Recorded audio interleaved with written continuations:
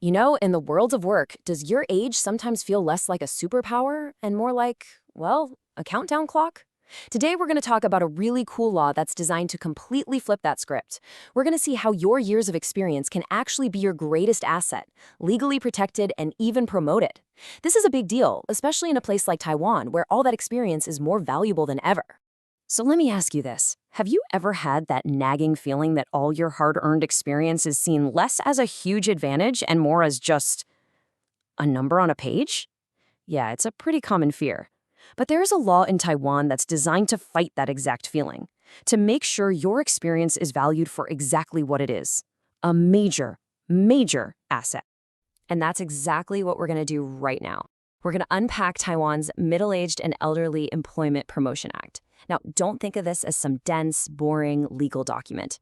Oh no. Think of it more like a career toolkit, one that's packed with shields and supports to help you navigate your career with total confidence.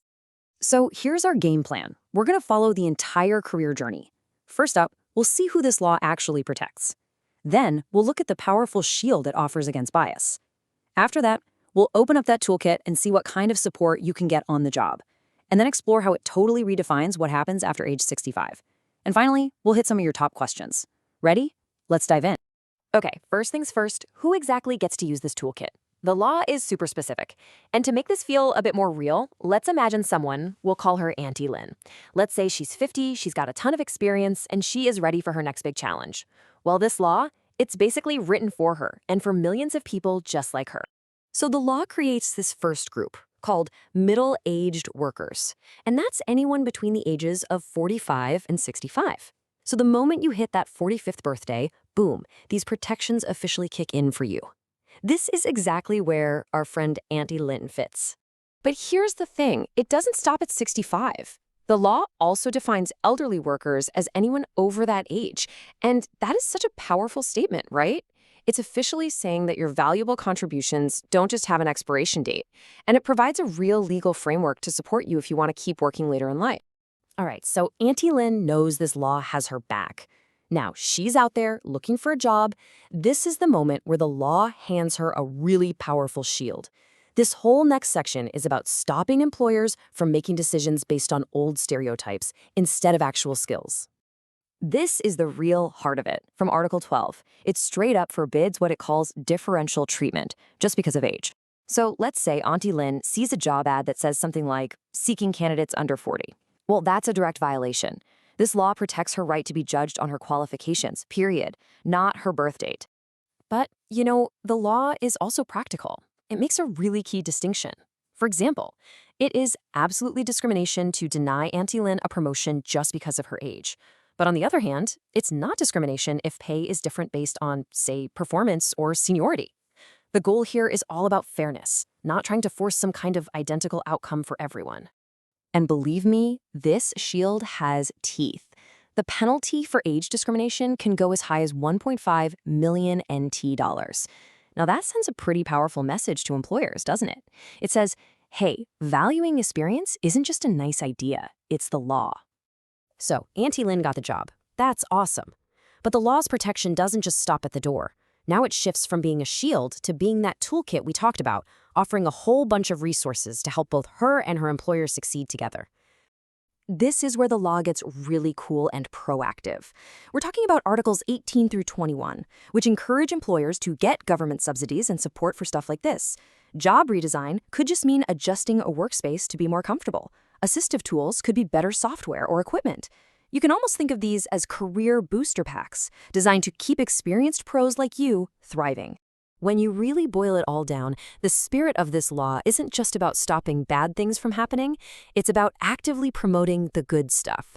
It wants to create an environment where Auntie Lynn can learn new skills and, this is so important, mentor her younger colleagues. It's all about that generational cooperation. So years go by, and now Auntie Lynn is approaching 65. You know, in the old way of thinking, this was pretty much the end of the road career-wise. But this law completely reframes that whole conversation. It's not about an exit. It's about unlocking a brand new, way more flexible chapter. So first, Article 29 encourages employers to offer retirement prep support. But what's really revolutionary is what comes next. Instead of just a hard stop, maybe Auntie Lynn wants to transition to a part-time mentorship role. This law creates the actual pathways to make that kind of flexible, phased approach a reality. And this, right here, is probably the single biggest key to unlocking that next chapter. Article 28 is a total game changer. It allows employers to hire workers over 65 using fixed-term contracts. This gives both sides an incredible amount of flexibility. Auntie Lynn can work project by project, and the company can easily bring her amazing expertise back whenever they need it most. So we've followed Auntie Lynn's journey all the way from her job search to a totally redefined retirement.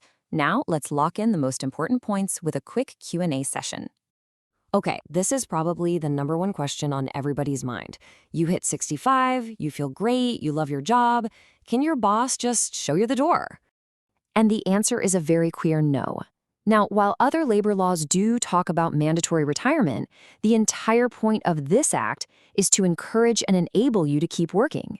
Those provisions we talked about, like the fixed-term contracts in Article 28, they are specifically designed to make it easier for you to stay on if that's what you choose to do. Okay, next up, a very practical question. Let's say you applied for a job and you have this really strong gut feeling that you were turned down just because of your age. What can you actually do about it?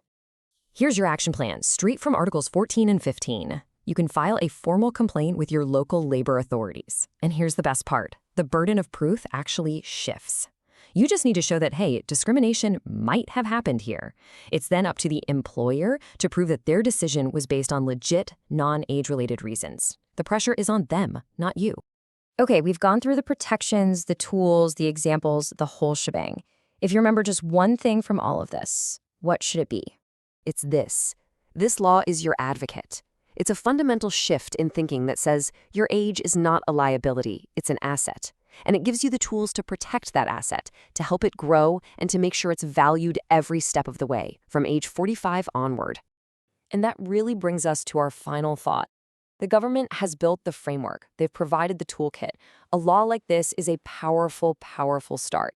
But how do we, all of us, move beyond just following the rules and actually build workplaces where experience is truly seen as the superpower it is? Now, that's the real challenge for all of us. Thanks so much for joining me for this explainer.